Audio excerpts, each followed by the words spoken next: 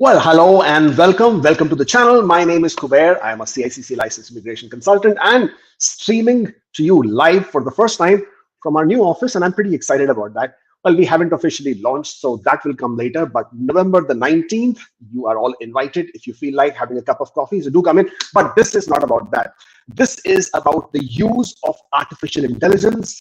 How scary is it? Is it good? Is it bad? Is it making your life easy? Is it making the life of the applicants easy? Or is it adding some spice which you don't really want? And to answer all these questions and some more, and of course, also give us some views and opinions on what is happening with the current state of immigration is no other than my very, very good and dear friend, Stephen Meurrens. Here, let's have it. Hi, Stephen. How are you today? I'm doing well. How are you doing? Same as usual. Congrats on the new office. Oh, yes, thank you.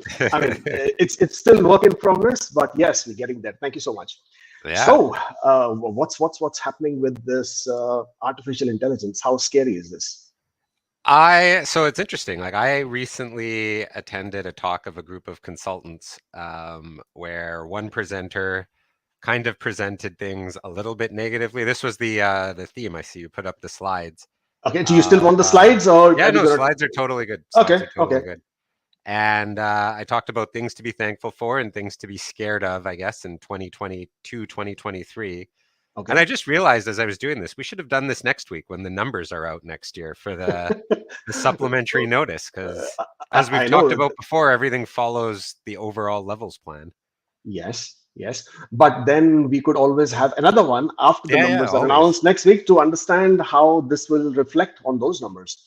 Yeah. But let's get this one cracking and seeing how this will happen. So things to be thankful for. Yeah. So we can just go straight to, and we're probably like, I don't know how long you have today, but we can talk at any length about any of these. I have 5 things to be thankful for. Canadian Thanksgiving just ended. And then things to be scared of, because Halloween's coming up. Of course. So, but so the use of artificial intelligence, I think overall is a good thing. And I was chatting yesterday with a lawyer from the Department of Justice, and we kind of split in half what I mean anyways by artificial intelligence. And it's not Chinook. Chinook isn't really artificial intelligence. It's actually something to be scared of, I think, while they still use that tool. But artificial intelligence in of itself, I don't know if you want to go to the next slide. It might be easier to follow. Okay, yeah, I can go to the next slide. So artificial... But before you go, sorry, and I want to stop you there for a minute, because all of us are confused with this particular term. So most of us assume Chinook is an artificial intelligence tool as well. So let's start with first differentiating those two. Yeah, so Chinook is just the way the Department of Justice put it to me, Chinook is just a tool to allow for the bulk processing of applications. It in of itself doesn't make decisions. It's basically just presents applications in the form of an Excel spreadsheet so that officers can look at multiple applications at once and make bulk decisions on them. Okay. And the reason why this software is, I mean, it's classified as artificial intelligence by some people, I guess, because it's a software, but it's not actually using predicative learning or anything. It's just grouping. It's just the software that has received applications that are being grouped.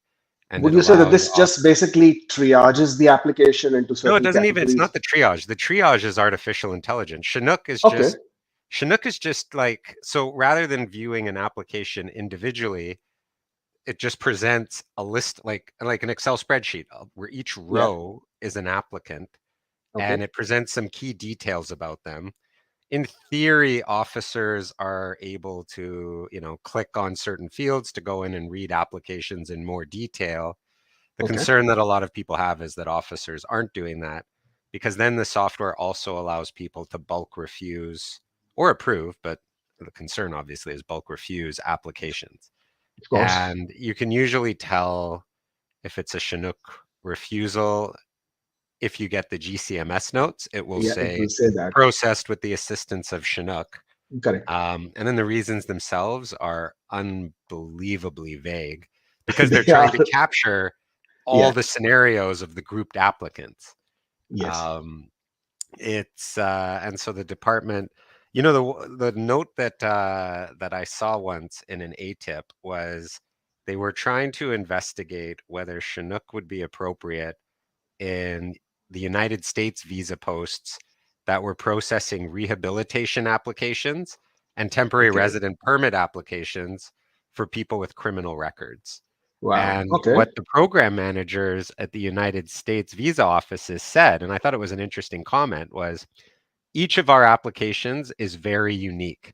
It's Of not like course. study permits from other countries, say India. Our clients are all unique, therefore we don't believe Chinook is appropriate here, and they wouldn't accept it. So it's not used, ironically, to process temporary resident permit or rehab applications from people in the United States because, quote, they're viewed as being unique. Yeah. Whereas, you know, We your decided to study take it on. permit applicant from India, I guess, is not unique in the view of the department. It's sort of weird because, like, each application, you know, each person's reason for studying is unique, It's each different. person's Yes. background. Yeah. So it's But just would an that interesting way the department views it in terms But of, would you say that is one of the reasons that you are seeing such a high rate of refusals? Recently, I mean, I'm sure you know Will Tao, he posted an ATIP which said that from 1st to the 27th, sorry, 1st to the, when I'm saying first, I mean the month of January to June this year, the rate of approvals from Indian visa office for study permit applications was only 27%. That is ridiculously low. You think something of this sort had a role to play there? I think Chinook plays a role in terms of the speed of the decisions and I mean, that's the theory, is that Yeah, because when you look at basically since the liberals took office, approval rates from a lot of countries have gone down, except China. And so the reason I would push back a bit on whether Chinook is the reason for this is that applications from China are also processed using Chinook. yeah. So I think something else is going on in terms of why the refusal rate is gone up for people from India so much. I actually think that has to do with the artificial intelligence aspect, but not Chinook. Okay, all right. Um, So then let's so come the to what reason is that the artificial. refusals, so artificial intelligence is another word for predicative learning. And the Okay, department actually just posted a notice. The most recent notice on the IRCC website is that the department is going to be using artificial intelligence to process inside Canada visitor extensions. yes. And I'll just pull open the notice quick. Like, it talks about how it's an automated tool that will be used to sort and process all visitor record extension applications. Okay, Basically, what this software does is it, and I've kind of got a little image there at the bottom of this slide, where it takes all applications previously submitted, or at least a huge number of them, to figure out, based on what people inputted in the forms, was it likely that a human would approve it or not? And then somehow, if they did, were there any issues after?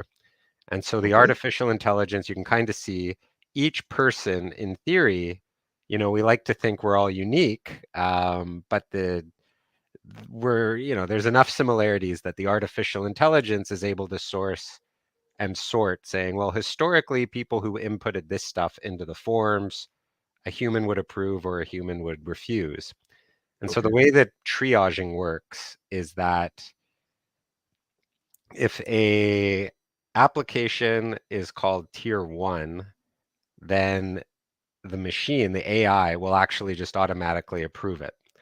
And you may have noticed, I'm sure other people who've done applications may have noticed recently, like visitor record applications, as soon as this was announced, well, slightly before this was announced, but coinciding with this, some of them were processed super quickly, like under a they week. were. Yeah. Yes, they have been. And Yes. that's this AI coming in and just sorting and triaging. Same thing for all applications for, I believe, study, work, and tourism, maybe not work, but definitely study and tourism from China and India go through this triaging. And it's being used more and more at overseas visa posts where some people will be really quickly approved because they will get they're identified as tier 1. So a Okay. machine will determine that based on historic precedent, the application would likely be approved by a human, and they'll do an automatic eligibility assessment. The applications that are tier 2 or tier 3 will go to humans to be processed with basically a note sometimes saying why the machine triaged it a certain way. So Okay. the theory, and I've chatted with Will about this, the theory is that, so the other thing to understand is that different countries, at least based on the ATIPs we've seen up until at least now, have different triage systems. So the Okay. current theory is that for whatever reason, the model that was developed for the Canadian Visa Office in Beijing is granting favorable decisions or tier 1 eligibility to more applications than people from India and other countries. Okay. So that's one of the concerns that people have raised is, well, there's a lot of concerns that people have Of raised. I course. think the overall system kind of makes sense. And But maybe at then a we, global level, it makes sense to have a triage. I'm not like some of the concerns, and I've got them, like the secrecy is huge. First of all, the fact that we only know about this stuff because of ATIPs of course, and through people posting it on Twitter, the department, now has to acknowledge that it's happening. But like it's problematic, that different visa offices can have their own models, which might be sorting people different, and B, that no one knows how the models actually like work and what is being used to triage. of course. So But by any chance, do we have any idea of what those factors are based on which, or what exactly are those factors that machine learning is picking up in terms of? no, we have to guess. We can only guess. And I understand the Okay. department's concern, right? Because like in theory, let's say that you knew what the factors were that would lead to a automatic approval on eligibility. You just put that in the forms, right? You could misrep Yeah. to no end because you know that a human is never going to look at it, and it's Yeah. just going to be a machine looking at words approving things. I've joked, like, if you knew what those words or what they were looking for, you could just You upload a PDF that had all those all words, not those even words. in Yes. sentences, and just Yes. get approved. Yeah. So they won't, and I understand, so they won't share then Of what the course. words are, but it raises, it raises big concerns. Then let me ask you another question. Okay. Now, the thing is that as part of a study permit application, one of the biggest emphasis that is put is on SOPs, or statement of purpose, or a study plan, as you might refer to. And people spend enormous amount of money, effort, time in trying to perfect a study plan, which could be 3 pages, 4 pages, 5 pages. I'm sure you've seen all kinds Yeah. of examples of that one. But if nobody is going to be reading that document, then I mean, does it even have any importance at all in the application? Or it just basically forms a basis or emphasis in case you take that application for a JR? So this is the big unknown right now, as to what extent the AI is at a level that it can actually, like, what is it doing with these study plans? Is the AI scanning it? Is the AI reading it? I mean, where the study plan would be beneficial is that if the application does get sorted as tier 2 and tier 3, then or tier 4, because India apparently has 4 tiers, Yeah. then a human will be theoretically reading the study plan. Now, the question that arises is, after this tiering occurs, what is the human actually reading? Is the human reading these applications, or are they reading an Excel spreadsheet? And if they're staying within the confines of the spreadsheet, are they actually reading the study plans?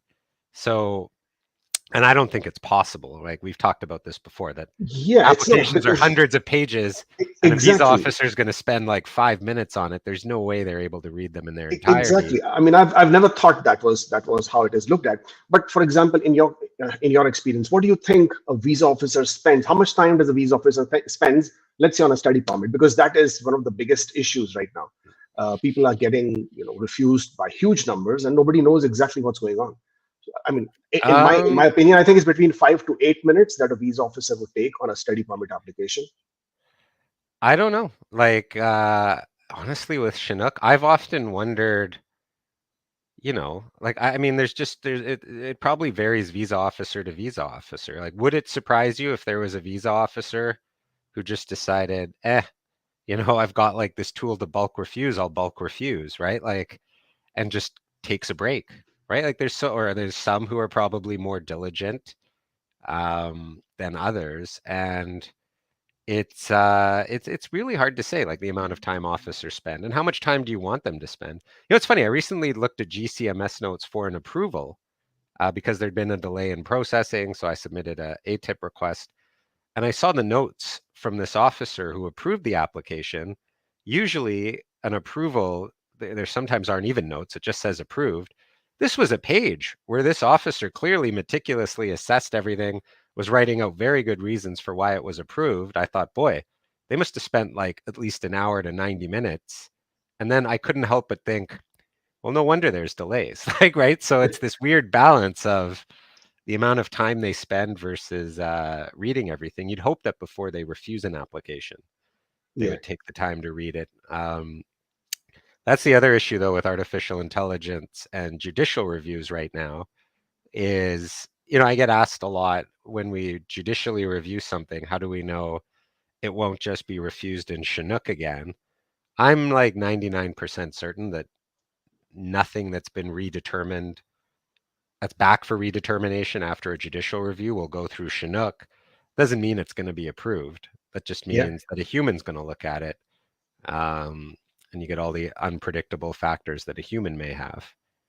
But I find that, and that's the thing, is a well put together study plan is difficult to refuse, from what I've seen. Like it does make it hard for when a human officer is looking at it Yes. to Yeah. reasonably refuse it.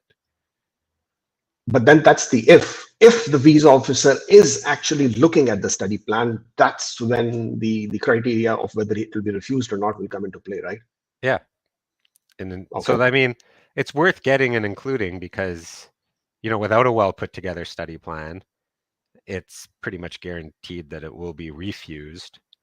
But unfortunately, yeah, well put together study plan, it will just depend on whether an individual officer is reading it or the level that the artificial intelligence, like that triage, is able to parse words in it, and to what extent an officer leaves the Chinook tool of that spreadsheet to actually go in and read the study plan.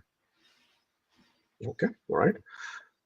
Things to be thankful for then. Yeah, I mean, I still think overall, like it's going to speed up most applications. The other concern that I have with AI, at least the way it's working now, is like, so you have this triage system, applications that are going to humans, like that just means the humans are all processing applications that they know a computer has already said are risky or high risk. So does that cause sort of an internal bias? I'm not sure. And then the other issue is, so I've seen that, in order to prevent humans from knowing that it's a risky application, about 10% of easy to approve applications will still get sent to a human to process, and they won't know which are the easy to approve ones versus the difficult ones. But does that just lead to officers also refusing easy to approve ones because it's only 10% of their caseload are those easy to approve ones? Did that make sense what I just said? Or Yeah, it does. yeah, It absolutely does. But again, it comes back to how many officers versus how many applications ratio. yeah. And how is this triage working? Okay. I Right? guess Like in it's time we would have more data to understand this better. yep. And Uh, there'll be more and more of it. Like this will just be used more and more. I have no doubt that they'll try to push it as far as they can. okay. So anything else on this slide? We move to the next No, one. I don't think so on that slide. Okay. I don't want to spend too much time. I know you've done multiple shows on it, but I do like the new online portals. Yeah. I understand the debate about making them mandatory. I understand that I'm not going to get into it too much here, but there's questions about how secure they are and whether it's possible to extract data from it. Maybe you and I can chat offline about that or something, just Yeah, kind of yeah, what's emerged. yeah, But what I will note is that I've done a few now where people, consultants, and it probably was lawyers too, but I just say consultants because it's only consultants who I've been contacted about this. When the portals first started in May 2021, um, there wasn't this same language about what representatives could do and couldn't do that there is now in terms of creating the portal and everything. So yeah, it seems like there were at least a few consultants who use their email address to create an application portal for the client. And like a year later, IRCC returned these on the basis that representatives weren't supposed to do that.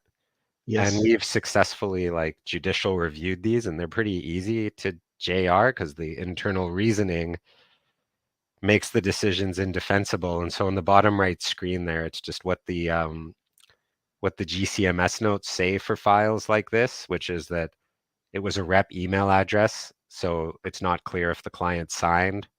But yeah. the obvious answer is just because a rep email address was used doesn't mean that That's the not client doesn't did mean, not yeah, sign. So, true. if I guess if you're seeing stuff like this, it's worth contacting a lawyer to get it set aside. Because the Yeah, other thing is these rejection letters. This kills me. The rejection letters will say, "Go to the website. It says lawyers can't or consultants, well, lawyers and representatives can't do what you did." But you yeah, can use the Wayback Archive, which lets you view websites as they were at the time to yeah, see and it that does it. the website was completely different when these Yeah, people applied.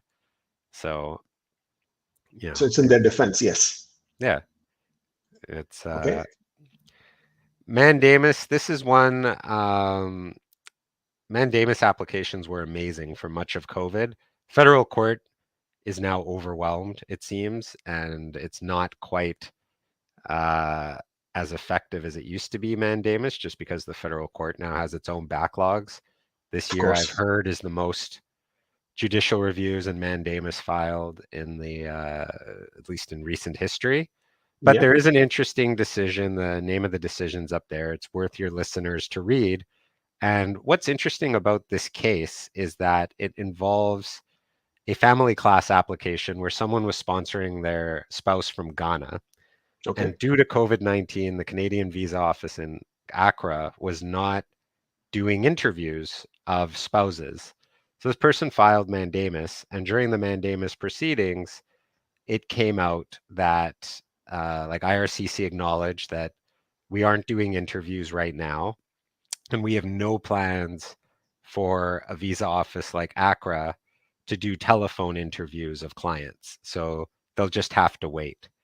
And Justice Mosley had none of it. And I just posted the paragraph there. And the sentence that, I just love is that it is not consistent with the objectives of the Immigration and Refugee Protection Act to continue to process applications from Western countries while applications in Ghana are left to languish. Yeah, And absolutely. what's sort of funny is then a few months later, IRCC did this press release saying, "Hey, we're now doing interviews for people around the Interviews. world. Aren't we great?" And it's like, well, yeah, only because the federal court ordered you to. Yeah. But you can replace Ghana with Pakistan, India, pretty much every other country in Africa, Iran. Like, there are huge differences. I've never actually understood why it's considered acceptable that different visa offices will have different processing times instead of one global standard, and how resources aren't allocated so that how fast one's applications processed isn't dictated by the country they live in. But I'm just hopeful that this decision, with Will that push these powerful guys. last Yeah. sentence, pushes for change. Yeah. Yeah. Yeah. But do you think systematic racism has some play in this whole bias that some of the visa offices have against applicants from certain parts of the country or parts of the world, rather? Um, it's hard to argue the contrary. So like I like I mean, built into the system is the notion that people from some countries are visa exempt and people from other countries are not. Yeah. And there is a definite um there's there's no avoiding that skin color plays a prominent role in that. There are exceptions. I mean, it's more just the history of developed and developing. Like, obviously, just because, like, I think someone from India and someone from Russia will have a similarly challenging time, especially right now. Um, but you can also, I mean, the strongest example of the systemic bias that I've heard has been like the treatment of Ukrainians versus refugees from Afghanistan, Eritrea. Um, and there's no question that different visa offices, like, we can get to this in a bit, but like certain countries just are assessed more strictly.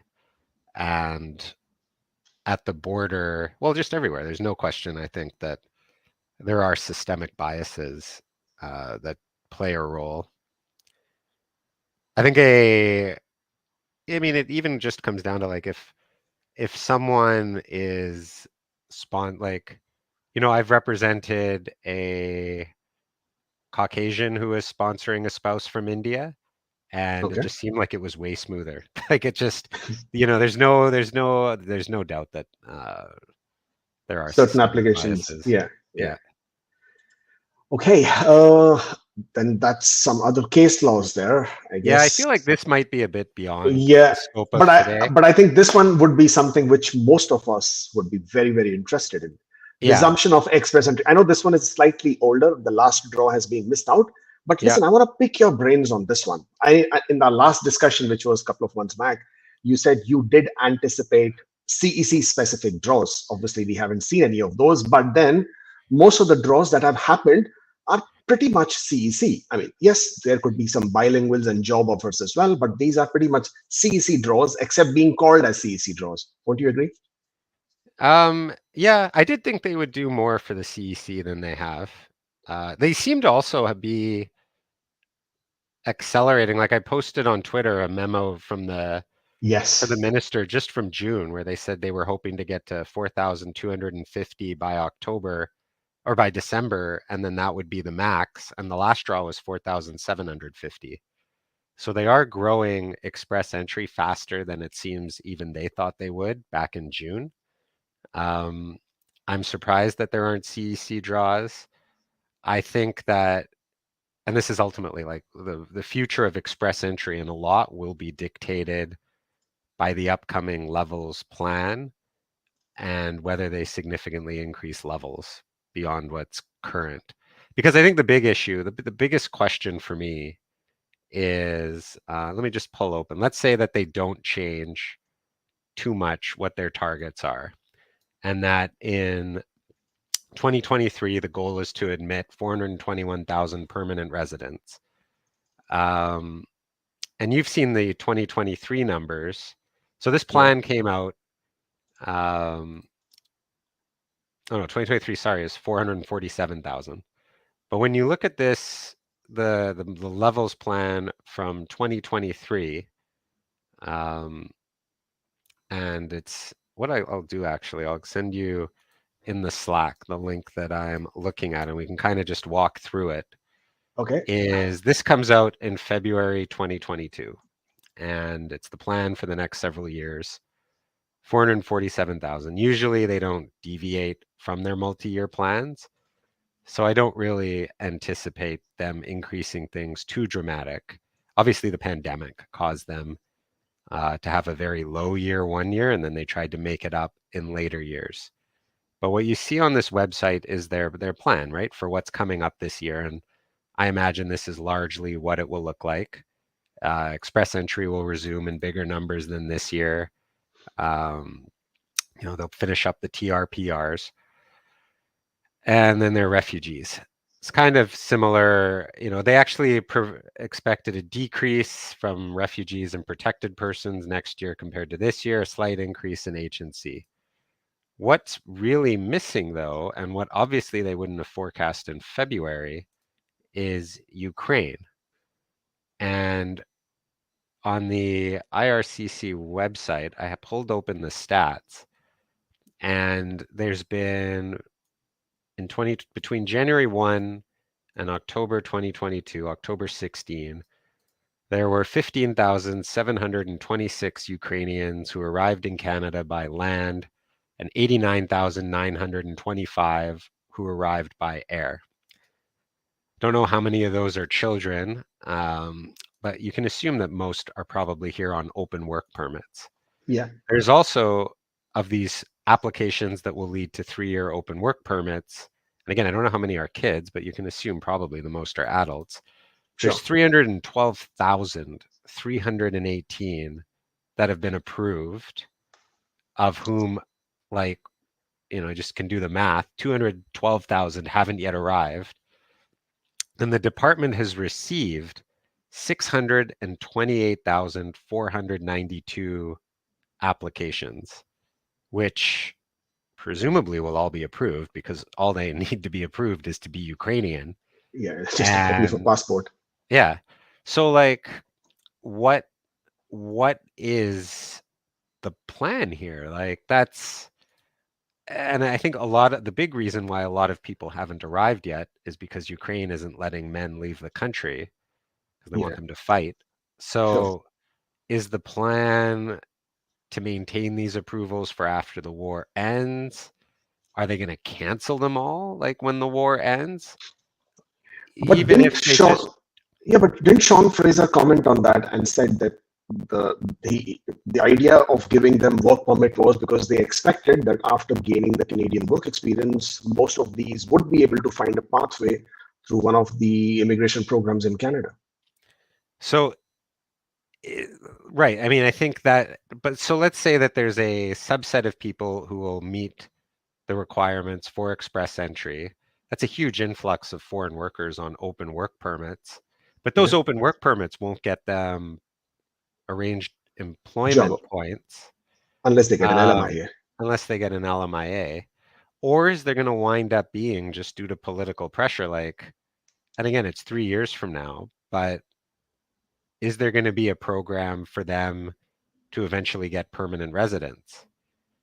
And there's just this huge influx where at some point there could be, in theory, next year, depending on how the war goes and when it ends, like over 600,000 people arriving in Canada. Will there be a program due to political pressure for these people? Or is, I mean, you raise like, a good point, is the hope that they'll come in through express entry and other programs. I guess they don't have to worry about it because the work permits will be valid for at least another, all the work permits will be valid until 2025 Yeah. at the earliest will be when they expire. But at some point in the system, um, there will either be, a lot more foreign workers who are here on open work permits, or people who have to come through other programs. Because, like, again, depending on how the war goes in Ukraine, it's not difficult to imagine that many won't want to go back. And how big will the political pressure be to keep them here? Okay, now then the question arises is that in my the last time that I've seen some statistics, it said more than 1 million people currently are in Canada with international, I mean, study permits or work permits. So basically, they're all temporary residents. Where is the place for them to become permanent residents? There I mean, isn't. Like that's always been the tension, is that more temporary residents arrive on study and work than we allow become permanent. They need the overall levels plan to address this gap. It has to go up. The department, in a way, got lucky because of COVID. There weren't as many new people arriving, so they were able to reduce that gap, and a lot of people went home. But this issue is just going to reemerge where there's so many more people. I mean, even before COVID, right? Like the points threshold went from 415 in express entry to like 470 something. Like it was already yeah, going up yeah. because this gap was growing and growing. Um, and so I don't this is just always going to be an issue unless they So increase which way is levels. this heading? No, I mean, but okay, to be fair to the government, I mean, how much immigration can they accept? I mean, I know they can accept them. I mean, Canada needs people for sure. Yeah. But what would be the healthy number to continue allowing that number of immigration, or rather the quotas? They're already at about more than 1% of the Canadian population at this point of time. That's the annual quota, right? How much higher can they go year on year? I mean, right now we are already at 430, 450, 450,000. I can see 500,000 coming up very soon, not in very far, far ahead. But even 500,000 is not going to work, because most of these people, as I said, 1 million and counting. This year we're going to have more than 700,000 international students on study permit. This imbalance is going to create a huge issues. I'm not sure if who's Oh, it's thinking gonna and be. doing something about it.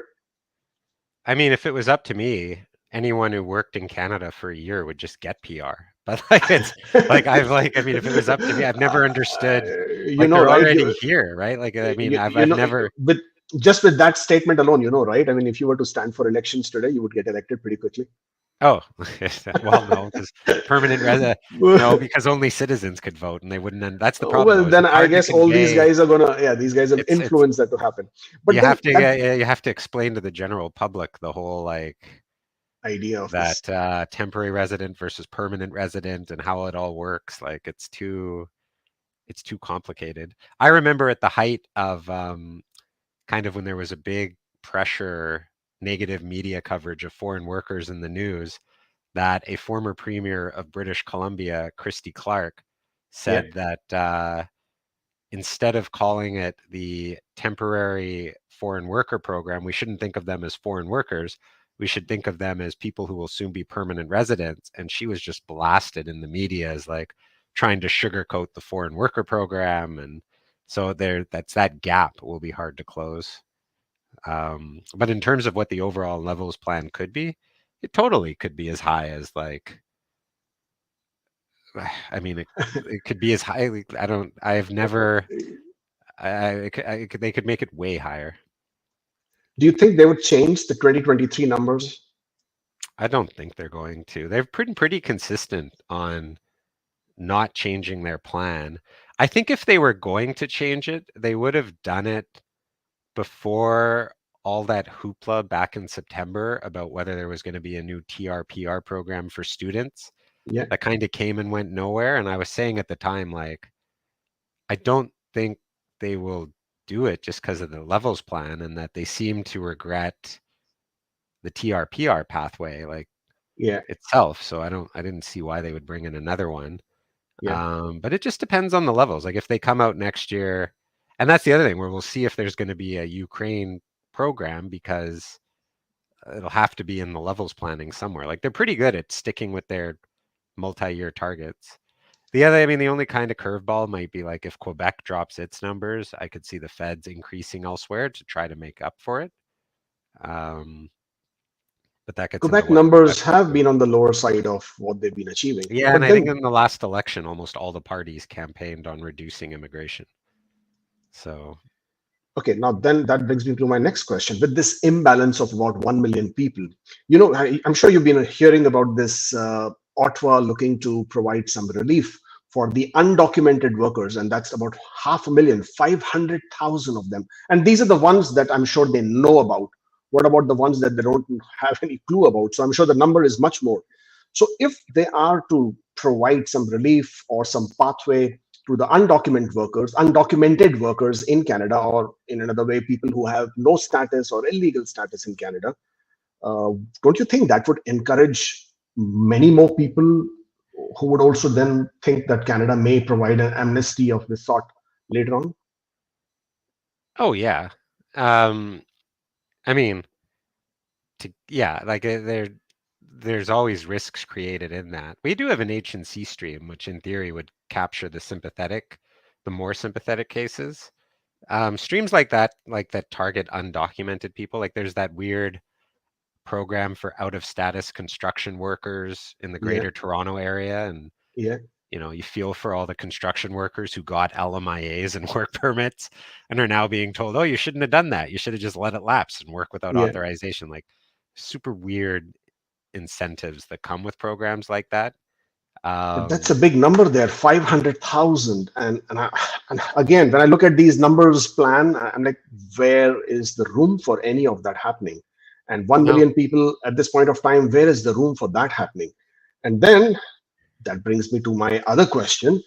Do you see a pause in draws happening? Okay, and I'll give you the theory that I have been playing with. yeah, And I think one there's of you, someone in the chat that asked that too. yes, yes, and I've been playing with this, and I think that I have been talking about this, and I've been sort of in 2017 there was a change in express entry, and that was they introduced the points for French, and then they introduced the points for sibling. The last draw was 31st of May. 6th of June came these changes, and then the draws didn't happen for another 2 weeks or 4 weeks. When the draws did happen or resumed, then obviously the scores went up. Now, with knock 2021, which is to be implemented on the 16th of November, would you think there would be a pause in the draws? Because if that pause does happen, or if they do pause the draws even for one cycle, the scores are going to shoot up again. Um, I don't know. British Columbia closed its PMP for a month, over a month, just to do the Manitoba, IT they said on the new Knox. Manitoba as well. And Yeah, I'll give you the reason why I've been saying this is a very high possibility. And okay, everybody's in the express entry pool with their knocks. Now, IRCC changes the system. You know, I know the system that they're using is an old relic by now. I mean, they should have done something about it long back, but they haven't yet. They keep, you know, plugging in few holes, but it's an old system. So in order for them to now change from 4-digit to 5-digit knock codes, obviously they can make these changes at the back end. But what about 240,000 people who have already created their profile with a specific 4-digit knock code? IRCC cannot change the knock codes automatically for them because now the knock variance changes as well. For example, certain knock codes like 217, for example, have now been split into 3 different knock codes, which is in the knock 2021. So now the candidate themselves must choose the new knock code, and they have to give people time to make these changes. It cannot happen. It cannot be done overnight, or they cannot tell people, okay, you have 24 hours to complete these changes, or you'll be out of the pool. And because of that, I expect that at least one draw, and I'm assuming that would be the draw of the 23rd of November, which is anticipated, that would get paused. Do you think that's a possibility? this is why I like coming on this show because you always have all these ideas that I haven't thought of. You know, But tell me, yeah, I Ismail. I mean, it mean, makes total sense. What you're saying makes total. I hadn't even thought of like so. Yeah, in BC, they announced. I mean, they gave notice. They need a month to completely close. They kicked everyone out of the BC equivalent of Express Entry with the SIRS, which I can't remember off the top of my head what the acronym stands for, but the Skilled Immigration Registration System. So they yes, kicked everyone out for a month, yeah. and then they're going to reopen. You know, I don't know what the feds are planning. That's a really good question. Like, why was it necessary to kick everyone out in BC? What is going to happen with Express Entry? Reminds me, Manit- we had Chris Alexander on my podcast once, the former immigration minister, and he was saying that the week leading up to Express Entry was one of the most stressful weeks of his life. And then the day it launched, he said everyone was super nervous. And like November 16 is when, if it's on time, the knock change is supposed to occur.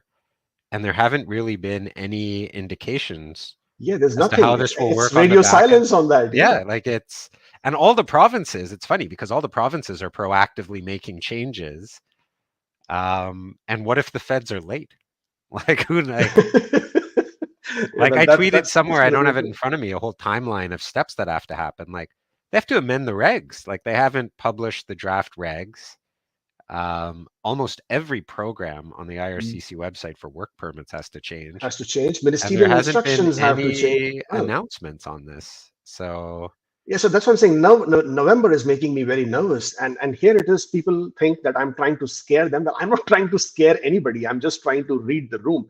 I mean, and if people are not doing it, then I do not know what to say. But because the way IRCC is operating, obviously they are not transparent. They never will be. But these things should be out there because it's going to affect people.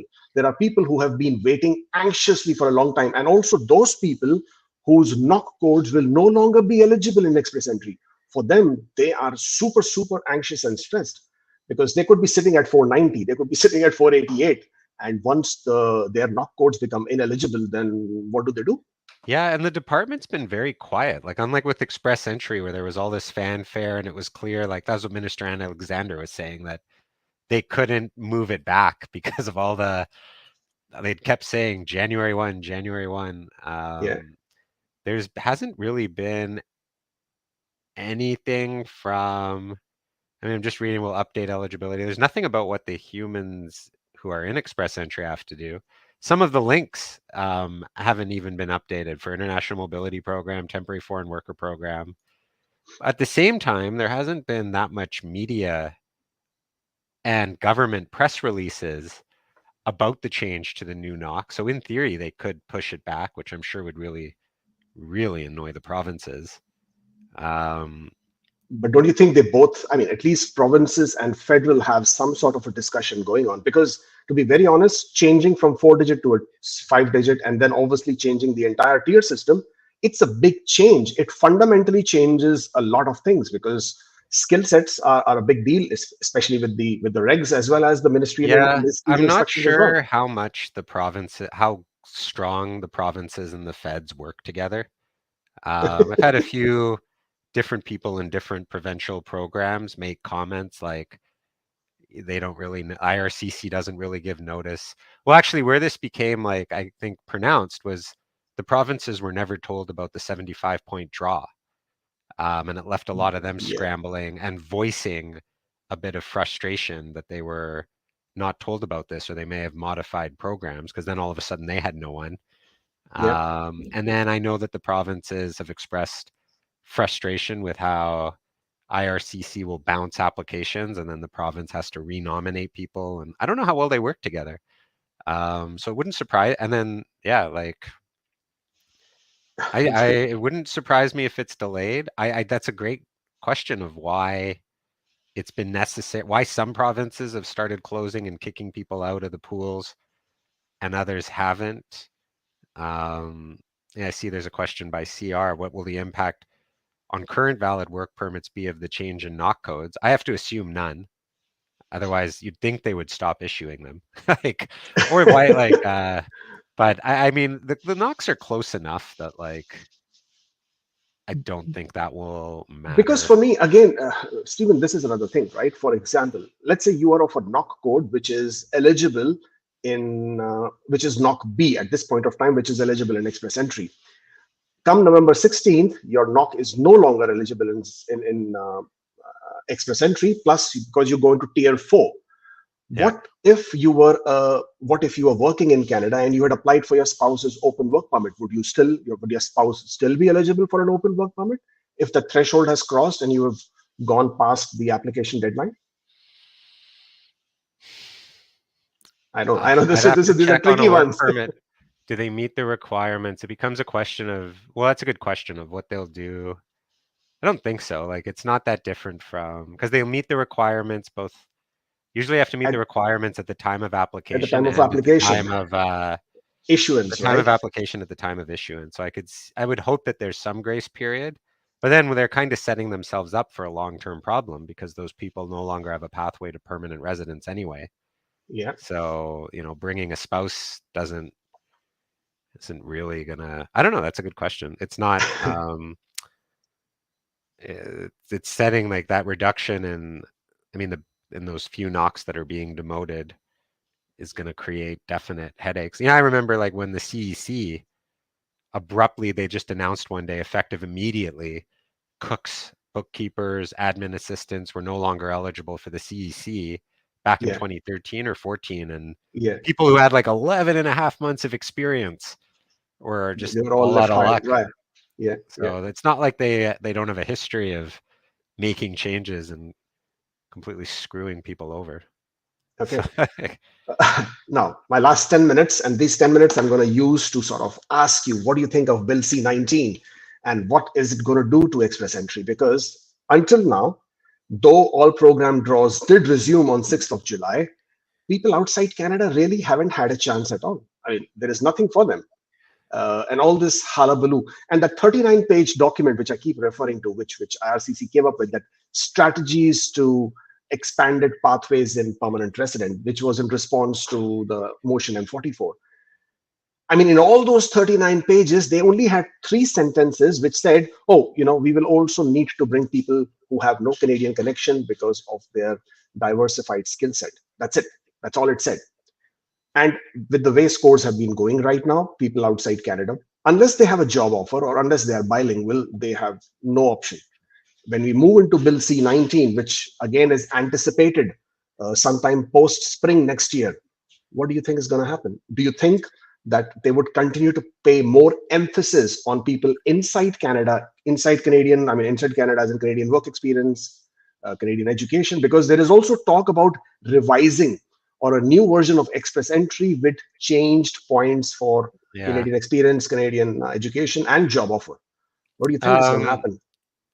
and I do want to leave time though, because there's a topic I want to ask you about and what you've seen on work permit refusals and language. So I do want Yeah. to circle back to that. On Okay. this, I'm really not sure what they'll do. Like the federal skilled worker I mean, I'm someone who believes that there shouldn't be that the pool of express entry applicants at the CEC should be zero before there's a single federal skilled worker draw.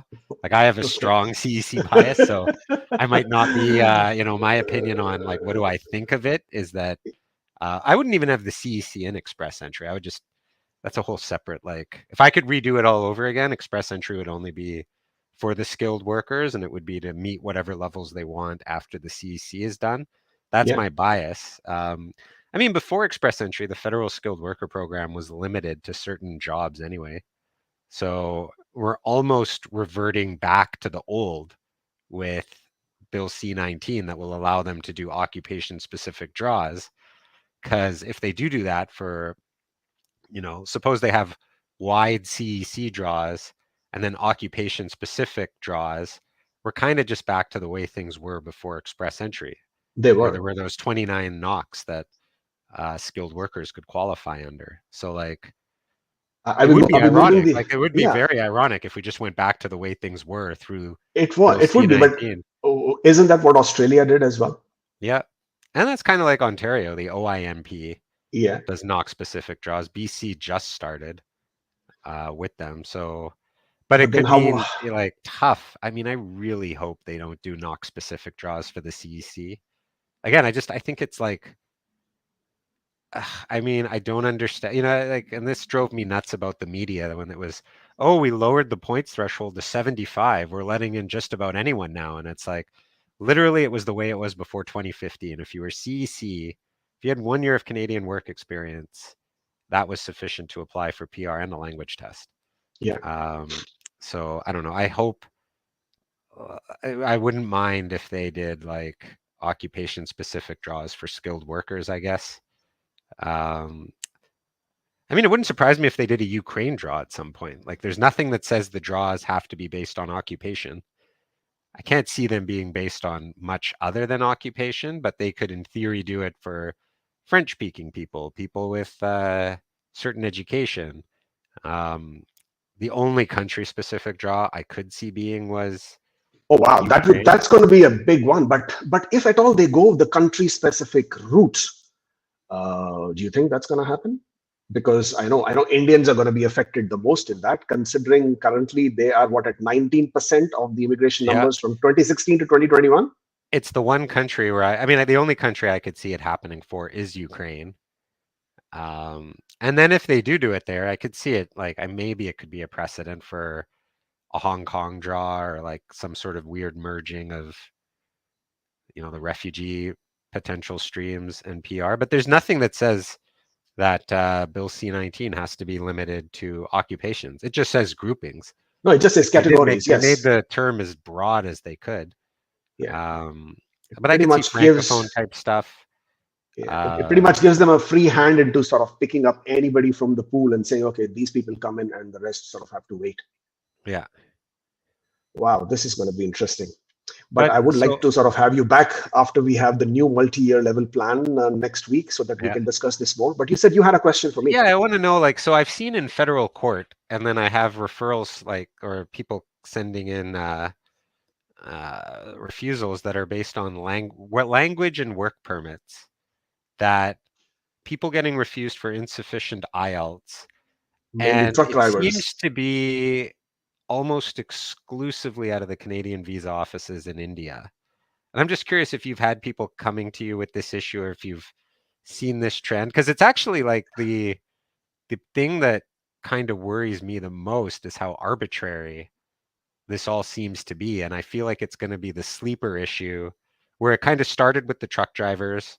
Now Yeah. I've seen where like construction workers are getting told their IELTS are too low. I've seen a bookkeeper Store getting owners, refused. I've seen a bookkeepers. bookkeeper. I've seen a Yeah. bookkeeper getting refused as well. And I'm just wondering, like right now, and it's all limited, like CPC Edmonton, I think, is starting too, but like it seems to be something especially imposed or applied at the embassy or the visa office in New New Delhi. Delhi, New And Delhi. like, I Yes. feel like it could become the big, like, are we moving, in your thoughts on this, are we moving to something where like like more and more checklists require IELTS and basically the work permit programs start requiring IELTS 5 and up just to get a work permit? Because that seems to be the threshold in all of these IELTS-based work permit refusals, and So where you think things may go with that. okay, so this is how I do my work permit applications. Uh, I know there is no requirement in any of the checklists, in any of the work permit applications to present or provide an IELTS or a language test. Now, that is what a lot of agents who make these TikTok videos, they have been just to get those views. They make these videos where they say, well, if you're applying for a work permit, you don't need language tests. But they forget that there is one specific criteria that IRCC does mention, which is to prove that you do qualify to perform the job which you're being offered.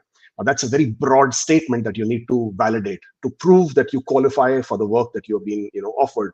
Now, that to perform that work, it basically means I take that into, consideration that you have to provide the language.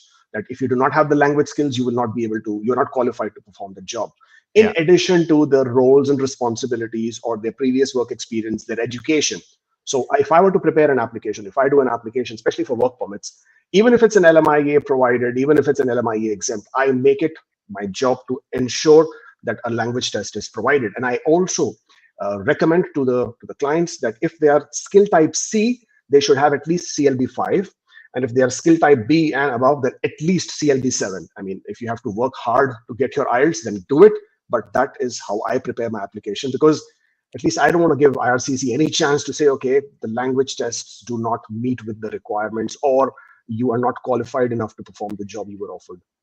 Yeah, and I probably don't do as many work permit initial applications as you do. Like I'm pretty heavy in federal court, but I've started to wonder if what is now your practice will basically become informal or even formal policy by the end of 2023.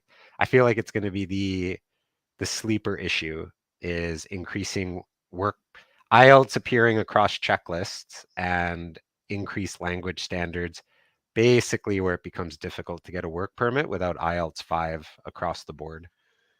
But I would also think that that's pretty. I mean, I know they don't ask for it, but again, as I said, when you handle IRCC and you're trying to handle these applications, you're trying to give them as much as possible, or rather, you're trying to give them no reason to come back Yeah. and refuse the application. I mean, that's Well, and that's the it's most approach. pronounced in the LMIA stream because the LMIAs all say language requirement English. True. So it But they yeah. don't say what level of English, and the knock definitely doesn't mention the Yep. level of language as well.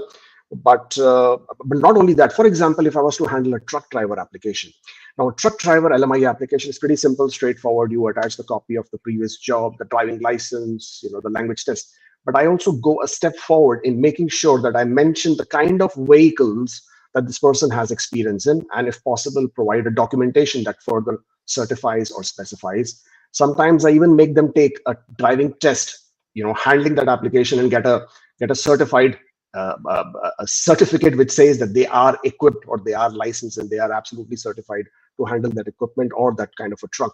Especially because there have been few cases where IRCC refused application where they felt that the person has not driven across the country, or they haven't driven internationally from one country to another country, and hence they were only used to driving on smaller roads, not really the highways, and therefore they might not be equipped to handle the Canadian road systems. So in order to overcome Yeah. that, you have to just preempt those situations and make sure you provide a good application. No, I saw that there was one day where the federal court released two decisions, each opposite, about whether this notion that truck driving experience in Dubai doesn't Is count towards truck driving experience to Canada because Dubai is small and a desert yeah, and yeah. Canada is big and can get cold. Yeah, no, that's I think it's a good approach. I mean, I've never done an initial truck driver work permit, but I always, whenever I hear about consultants do or lawyers who do, I'm just like, dude, you are in the thick of the difficult. Like those seem like the hardest. The standards are Oh, well, just you way just higher. need to preempt whatever they would come up with and sort of overcome that, you know, in Yeah. advance itself rather than later. But hey, you know what? Thank you so much. Thank you for Yeah, no, again, my pleasure. It's always fun. being here. And as I said, let's catch up again after a week after the new multi-year level plans have been announced, and then we will see what we can discuss about those. Yeah. And we'll see. The last times I've been on here, people have called me too negative, and we'll see what the response is this time. Thank you so much, Stephen. It was nice Yeah. talking to you again. Thank you. Have a good one. Enjoy the new Thank you. office. I would thank you so much. Appreciate it. Well, that was Stephen, and as I said, he's always a great guest to have. His views, his opinions are so rich with all the data that he ponders over and collects, because he is one of those very active guys on Twitter. He's always sharing lots of those ATIP notes, and obviously he has so much of information, he has so much of knowledge, so much of experience, as he said, on the federal court level as well. So if you are at all ever looking or seeking professional lawyer help, then I think you need to, let me share the details with you here. I think it's, yeah, yes, that's his contact details. You should definitely look him up and hire him, of course, because if you are looking to retain a lawyer, do that. But that's basically all that I have for you guys today. It was nice catching up with you, and we shall do this again. In the meantime, stay safe, take care, and I shall see you next time.